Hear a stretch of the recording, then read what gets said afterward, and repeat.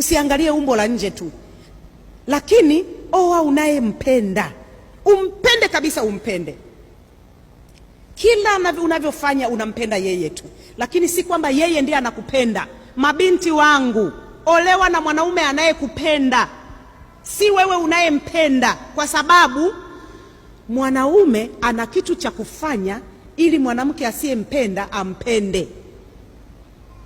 Hamjaelewa? Yaani wanaume wana kitu cha kufanya ili mwanamke asiyempenda ampende, lakini mwanamke hana kitu cha kufanya kwa mwanaume asiyempenda, hakipo. Ile tunayosema fanya hivi ni kupalilia penzi ambalo lipo. Kwa hiyo ukimvuta na manati kwa kamba ili akuoe, atakaposhtuka hakupendi, ni hakupendi. Kwani si mnamkumbuka Yakobo? Yakobo alimpenda Raheli, siku ya harusi akaletewa Lea, sivyo? Hata pamoja na kumwoa Lea bado hakumpenda, akakubali kutumika tena miaka mingine kwa ajili ya yule anayempenda. Hata wakati Lea anapata watoto, Raheli apati watoto, lakini bado nini kilitokea? Bado anampenda yule yule, pamoja na kuwa amemzalia watoto wa kiume wengi, bado anampenda yule yule ambaye hana mtoto. Ukimwangalia Eli, je, ukimwangalia Elkana, nini kilitokea?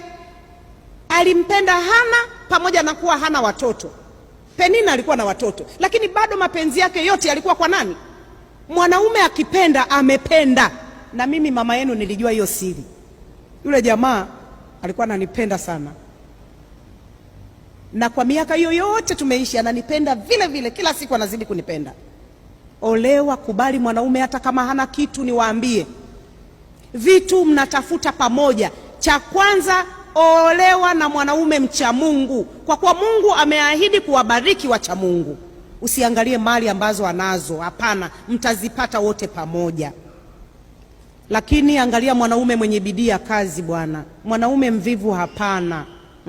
Mithali 19:15, uvivu humtia mtu katika usingizi mzito, na nafsi ya mtu mvivu itaona njaa. Lakini Mithali 26:13, mtu mvivu husema simba yuko njiani, simba yuko katika njia kuu. Mtu mvivu ana visingizio vingi, ana sababu nyingi. Hata ukimshauri sasa, ungefanya basi biashara, sasa mimi nitafanya biashara gani? Mtaa mzima huu watu wote wanafanya biashara. Ukimwambia basi enda tafuta bustani ulime, sasa mimi nitalima, maji yenyewe shida. Ana sababu nyingi mvivu. Mwanaume mzuri anayejenga nyumba yake ni yule mchapakazi. Unarudi kazini saa 10 na unakaa nyumbani mwanaume mzima na suruali, unaangalia TV, BBC, unabadilisha BBC, CNN, alafu nini tena, Al Jazeera, nini tena, yaani anabadilisha tu. Mwanaume amerudi tangu saa 10. Umerudi saa 10, unaweza kufanya kazi nyingine, tafuta kazi nyingine, kwa sababu heshima ya mwanaume ni, wanasema heshima ya mwanaume ni kazi, ni kuwa na kitu, kuwa na mkate wa kuweka mezani. Hakuna mama anadharau mwanaume wa namna hiyo, hayupo. Kwa hiyo wewe binti yangu, angalia usiolewe na mwanaume mvivu, lakini angalia siwe na hasira za haraka. Hasira za haraka zitafanya mvunje nyumba au msiwe na amani.